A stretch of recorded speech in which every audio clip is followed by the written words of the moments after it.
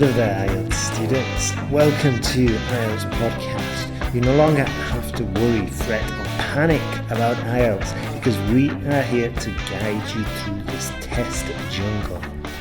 Enjoy these IELTS tutorials, and if you need more help or want to access the famous online course, you can visit us at IELTSPodcast.com. IELTS vocabulary, the influence of social media on politics. Yes, this is another very specific one, but social media, in all fairness, is quite a frequent topic. The reason is because it's so, in IELTS terms, it's incredibly new and it's always in the news. And it's, mobile phone addiction, social media addiction, cyberbullying, and with the elections, the US elections, and this so-called Russian interference and all of this, it's a very, very, I don't want to use the word trendy, but it's a very prevalent topic. And in this tutorial, we're going to look at some specific topic-specific vocabulary. We're going to look at the pros and cons, the arguments, get some ideas. We're going to look at a grammar point, which is cleft sentences. And we're also, as we normally do, finish this off with some model speaking answers. So if you're a student who struggles with ideas, then you definitely need to stay tuned, grab a pen, start jotting ideas down, get those pros and cons. If you're a student who struggles with grammar, well, we're going to briefly look at, as I said, cleft sentences. And as we move through this tutorial, I'm also, as always, going to be going off on random tangents, not random tangents, but I'll be going off on tangents, just giving you extra help, and bits of advice. Okay, if you've got this problem, do X, Y, Z. So it's going to be an incredibly valuable, beneficial tutorial for you. Now, my name is Ben Worthington. I'm from the UK. I've been teaching IELTS for practically too long. And some students, some tutors, and even myself at times have said, I hate IELTS, and published videos saying I hate IELTS. But the reason is, it's not only because I've been doing this for so long, but the main reason why I published that is not my frustration with doing the same job. The main reason was because students would be focusing on IELTS and missing the English language. And just focusing, is it 5-paragraph essay? Is it this structure? Is it that structure for the essay? And all of this, and missing sort of like the obvious, which is the language skills. So we're going to build both of those today. We're going to look at language skills and IELTS skills as well. So let's jump into it. Social media has become indispensable nowadays, especially for political campaigns. Definitely want to write that word down. Political campaigns is a great term for this topic for obvious reasons. Now, as a side note, when we mention social media, you definitely have to mention such as Facebook, TikTok, YouTube, Viber, whichever, okay? But you definitely need to mention these big companies. There's only like 5 of them anyway, globally. You've got to mention them. When we do give lists, we give lists in 3s. YouTube, Facebook, and WeChat, whatever. Okay? And I'm just going to circle back to the beginning. I'm pretty confident because of the US elections. And, when the US have the elections, in the UK anyway, we report on these, and this is pretty much the case of the West. Most examiners are in the West, so they will be bombarded with political news as well. So it's highly unlikely that they don't include this in the exam. I'm not going to say guaranteed you're going to have a question about political campaigns, but it's quite likely. Okay, the chances that you get a question regarding social media and social media and political campaigns, or just political campaigns, or just social media, are quite high. Let's have a look at cleft sentences. So cleft sentences are used to emphasize a particular part of a sentence in order to highlight its significance. So these sentences usually start with it is or what. And that's a rearrangement of the normal sentence structure or order. And what this does is it brings to the foreground specific information. So for example, it is through social media that politicians can reach a broader audience instantly. Can you see there? So let's go through some more model sentences. Again, it is through social media platforms that campaign messaging can be personalized and targeted effectively. Next one. What really matters in modern campaigns is voter engagement, and social media platforms have transformed how this is achieved. So they're quite strong, these cleft sentences. They're incredibly effective. You know, once you've got your position clear, you follow with a cleft sentence, and you know your position, then there's no doubting where you stand, which is great for an argumentative essay, an academic argumentative essay, which is what you're effectively writing for the IELTS exam. It is the digital strategy that plays a critical role in reaching young voters effectively. Next sentence. What we see increasingly is an echo chamber effect facilitated by social media platforms. Great sentences, these. It is targeted advertising that allows for the precise delivery of political content to specific demographics. I'm going to talk more about this in a second. What is often overlooked is the influence of social media on political discourse, which can both enrich and degrade the quality of public debate. Quite a mouthful in that sentence. It is data privacy issues that pose significant challenges for the integrity of online political campaigns. That's a lot to unpack in that sentence too. Final one. What has changed the landscape of political rallies is the emergence of online rallies, which can gather thousands virtually. That's fantastic. Now, I jumped into this a bit with 2 feet. So let me just rewind. So social media, okay, especially for advertisers, not just for advertisers, political campaign. Not just using adverts for political campaigns, but the same for Coca-Cola, the same for other companies, or you know, even your local hairdresser might use Facebook advertising. But the power of social media advertising is that you can pinpoint exactly who you want to target. So your local hairdresser does not want to be running a national campaign across the whole of Scotland if they're based in Scotland. They want to just be targeting the town or even just their village. And even then, if they just specialise in doing men's haircut, they probably just want to target men between the ages of 20 and 30 for the services in the village. And you can do this. You can do this with social media.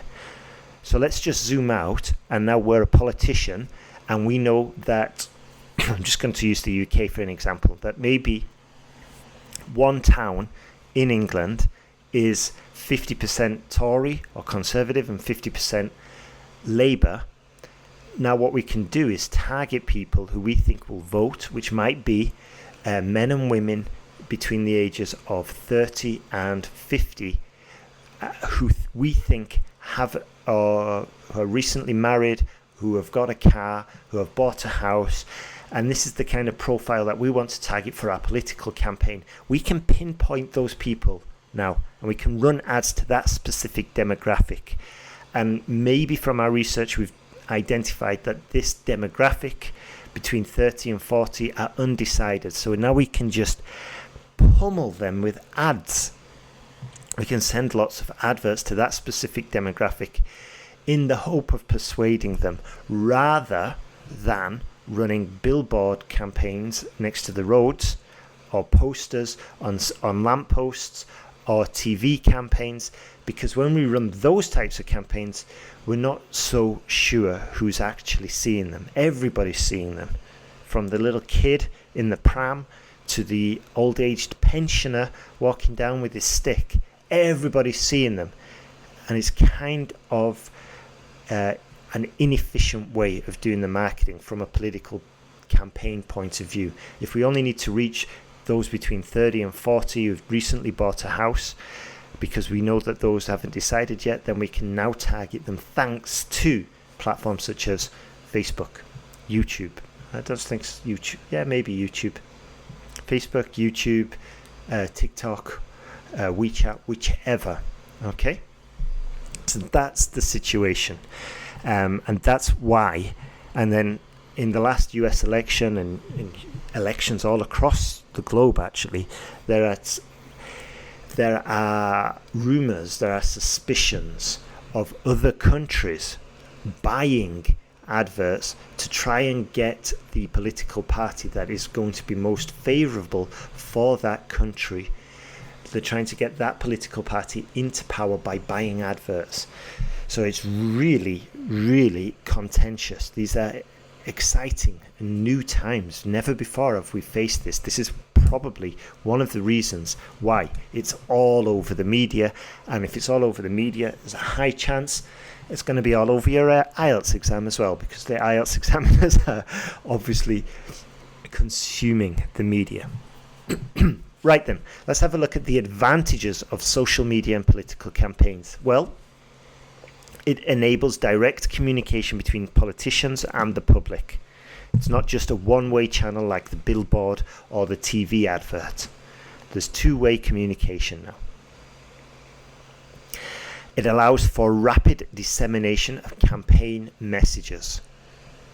Okay, we don't have to build a TV advert. We don't have to book a slot for that TV advert 3 months in advance. We want to run a campaign.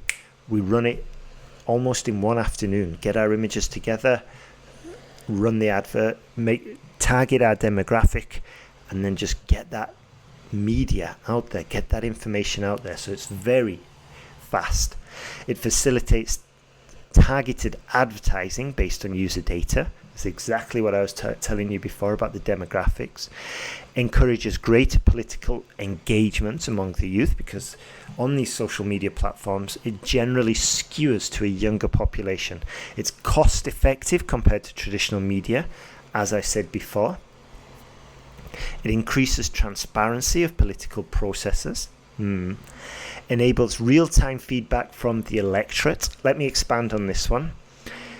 If your message in your advert is not important to your target audience, they're not going to click it. So you can test, okay, I'm a politician and I'm going to say we're going to give more money to the NHS. Okay, this gets 8% click-through rates. The audience clicks, or 8% of the audience clicks on this. I run another campaign saying I'm going to make all the roads smooth and get rid of potholes, and this gets 5% of the audience clicking the advert. Now I know which is the more important concern for my audience. Next sentence. It can be used to mobilize supporters and organize events. Interesting, you know. So if there is basically you can just organize your own rally, you can organize your own campaign. And I think this is where it gets a little bit dangerous, because if I remember correctly, something similar happened in January the 6th in the US. So it's when they stormed the White House. I'm not entirely sure though. You need to do your own research there. It can reach a global audience, enhancing international support. Amazing. Cons. What are the disadvantages? It can spread misinformation and fake news quickly. Wow. Put fake news into Google and you'll be on for a roller coaster ride of information there. It may reduce the quality of political discourse. There are privacy concerns related to data harvesting for political purposes. If you want to know more about that, you can, I think it's Cambridge Analytica, who had I think that's the reason actually why Facebook is now called Meta, because when they published the results of this whole scandal related to Cambridge Analytica, Facebook decided to change their name to Meta, and all the journalists covered that story of changing the name to Meta rather than covering the Cambridge Analytica story. But anyway, side note, let's get back onto IELTS. It may lead to increased scrutiny and invasion of privacy for politicians. Final one, there is a risk of cyber attacks and hacking of campaign accounts. So there we go, there's plenty of disadvantages there. I strongly suggest you jump onto YouTube if you're still a little bit uncertain and haven't got a clue what I'm talking about. You definitely need to just jump on YouTube, start watching some videos, or at least get a playlist together, start watching it. Fake news, January the 6th, what happened, social media, politics, all of this. And the advantage of doing that is that you're going to hear a lot of the topic-specific collocations, which I'm going to share with you in a minute. You're going to hear them in their natural environment. Let's move on.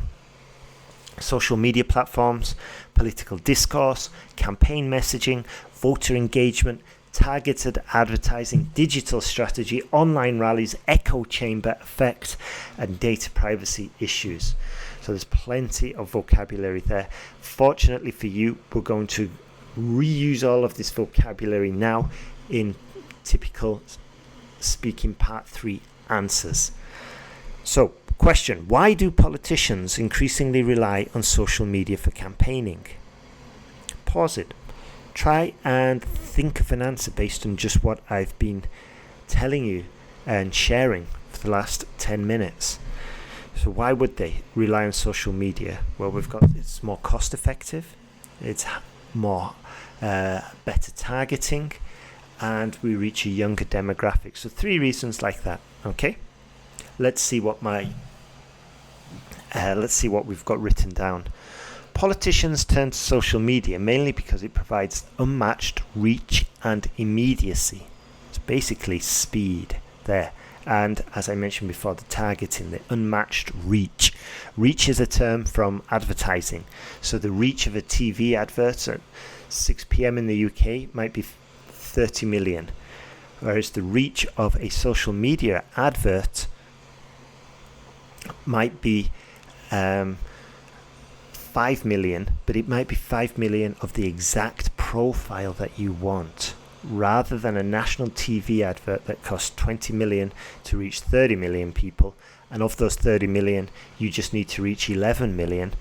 Well, it's not going to be very effective.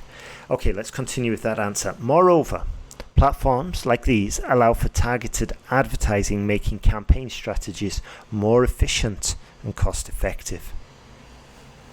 Next one. Should there be stricter regulations on political advertising on social media? Yes, there definitely should be stricter regulations to prevent public opinion manipulation and protect against misinformation. Furthermore, this would help maintain the integrity of the electoral process. Integrity is a great word there. Maintain the integrity of the electoral process. What are the key benefits of using social media in political campaigns? You definitely should have an answer now for this. I've mentioned it 4 or 5 times already. Give me them, all 3. It's faster, it's more targeted, it's more cost effective, just off the top of my head. Let's see what we wrote down. The key benefits include enhanced voter engagement, that's fine, and the ability to disseminate campaign messaging quickly and broadly. Additionally, social media facilitates real-time feedback, allowing campaigns to adapt dynamically. So the real-time feedback is what I was telling you before. It's like, okay, which topic is more important for the electorate, for the people who are going to vote? Is it the NHS, the National Health Service in the UK, for example, or the potholes, the quality of the roads in the UK? So, however, this argument facilitates real-time feedback allowing campaigns to adapt dynamically. It's a solid argument, but it's quite difficult to explain. That's why when I answered the question before, I was like, the speed, the higher level of targeting, and I can't remember the third one which I said. But anyway, the three I gave you were simple. You got them immediately, whereas the real-time feedback needs an explanation. And we all know, in IELTS Writing Task 2, it's not the quality of your ideas, it's the quality of your communication. And that's why I always encourage my students to go for simple ideas that are easier to explain, rather than sophisticated ideas and complex ideas that take longer to explain, that absolutely rely on the explanation, otherwise they don't make any sense. And this can get you going down a whole rabbit hole of problems. Penultimate question. How has social media changed the relationship between politicians and voters? Social media has transformed this relationship by making communication more direct and personal. It is this direct interaction that has diminished the barriers once posed by traditional media channels such as television or roadside adverts, billboards next to the roadside, we could say. Final question. Is social media considered a reliable source for political information in your country? Trick you on this. In my country, while many use social media for political information, its reliability is often questioned due to concerns about misinformation. Therefore, many still turn to traditional media for more in-depth analysis and verification. That's a great point to finish this tutorial on. Traditional media. I know the BBC is not perfect. It's far from perfect. It usually has a certain angle, a certain narrative. However, for the sake of IELTS, it's got the information you need. You know, just put BBC fake media and you'll find a load of articles there. BBC social media political campaigns.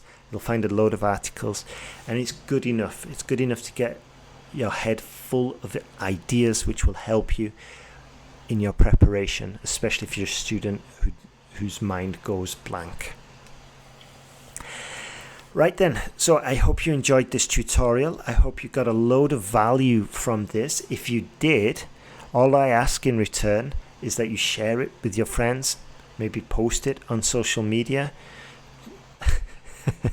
How ironic. Post it on social media and help me spread the word, and we can help more students. If you're still struggling with your IELTS exam, then come to IELTSPodcast.com. Come and join us. Sign up to the newsletter. You'll get a free tutorial, a free course on how to use our essay checker, our AI essay checker, where you can get instant feedback on your essays for free. That's just amazing. I couldn't offer this 10 years ago. The technology wasn't there. It is today, and I'm more than happy to help more students pass this exam. So that's available at IELTSPodcast.com. Have a beautiful day, all the best, and keep going with your IELTS preparation. I know it's tough, I know it's difficult, and I know it can be really frustrating. The only way forward is just to, one step after the next step, and slowly just keep chipping away at this. Get a routine going, get your preparation organized, assign it to a calendar. Every morning, 7 till 8, I'm just going to read IELTS essays. Don't be scared about just starting off slow. Get that routine established and then start building it up, so the next week you're writing essays, and you will get there. You will reach it in the end. Have a great day and good luck with your exam.